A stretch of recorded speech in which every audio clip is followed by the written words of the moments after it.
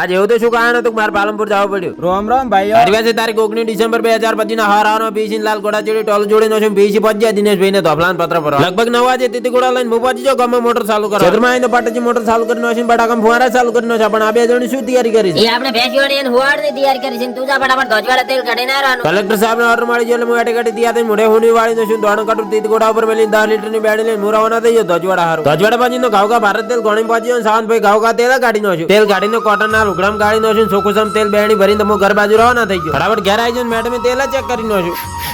તેલ તો અસર રહ્યો બાજુ હું ખાઈ જઈશ હેડી હેડી થોભ પણ એ તો ઢોરા બંને પીલાવી છે લેટવી